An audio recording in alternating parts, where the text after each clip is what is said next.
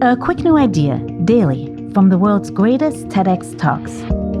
I'm your host, Atossa Leoni, and this is TEDx Shorts.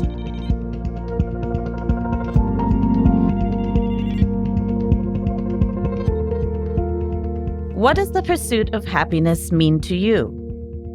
Centuries after this phrase was immortalized in the U.S. Constitution, the concept of happiness continues to be redefined, with thought leaders and wellness industries built around the idea of helping you find it.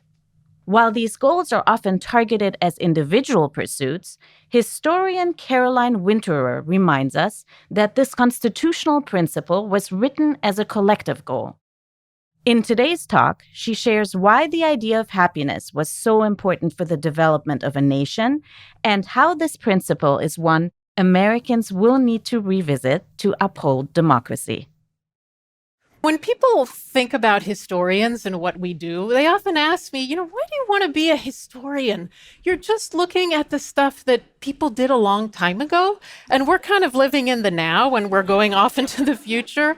So what on earth does the past have to do with what we are up to today? And what I tell them is that historians are like anthropologists. We are listening to the people who are no longer here with us, who want to tell us things that can be useful to us today. Many of those people left no record of their lives. Many of them left just a tissue of words that it is really difficult for us to recover today. You go back in time 10 years, it's already starting to get a little fuzzy. 20 years, there were no iPhones. Try going back 300 years, where I spend my days in the 18th century, and you can imagine that the level of misunderstanding for what people said begins to ratchet up. So what did people mean in the 18th century by happiness? They meant public happiness. So we have totally lost this concept today. What on earth did they mean by public happiness? What they meant by public happiness was every citizen thinking of the larger good, thinking of society, and thinking about the structures of government that would create a society that was peaceful and that would allow as many people as possible to flourish. What they thought was that only public happiness would create the umbrella of stability and security under which we could pursue private happiness. So they also had a concept of private happiness, but they saw that private happiness was only to be achieved after we had achieved public happiness.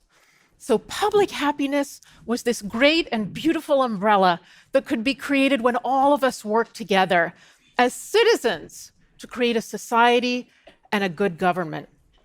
It's often most useful to think of concepts by their opposites. So the opposite of private happiness is sadness.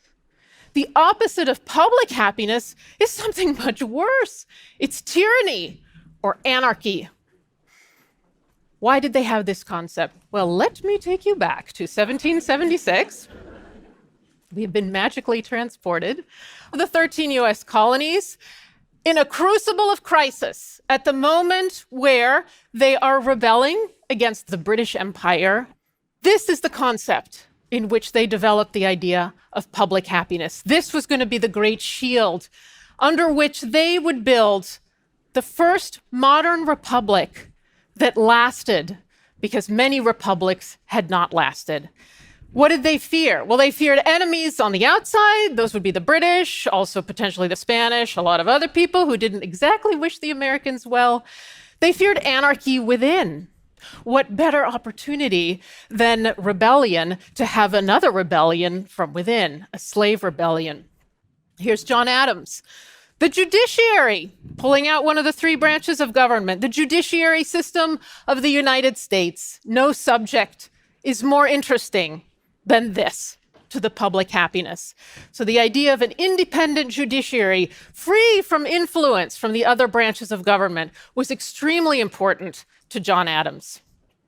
Here's Thomas Jefferson.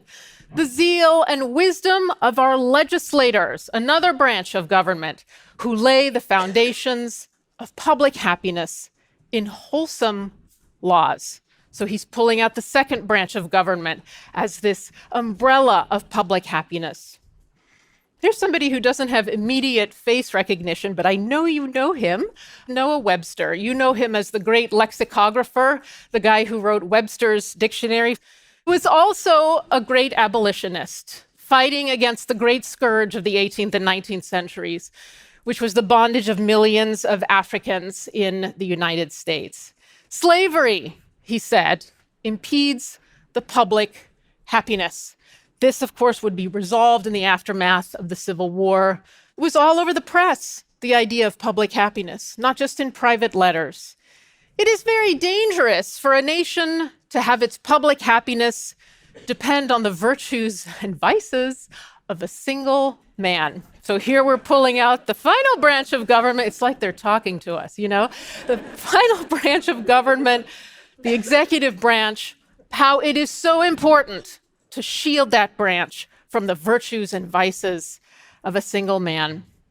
And then finally, the document that they set up to make sure that the public happiness would be maintained into the future, to guard our free and happy Constitution against every machination and danger, and to make it the best source of public happiness, they said, just after the Constitution was ratified. You know, democracy is fragile. We must renew it every day. What is so wonderful about listening to the 18th century and being historian anthropologists is that we don't know when the moment of national crisis is. We don't know when the emergency will come.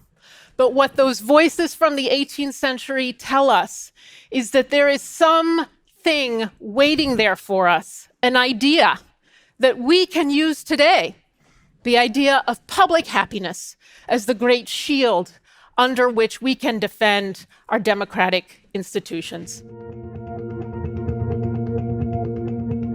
The TEDx talk you just listened to was recorded at a TEDx event in Stanford, California.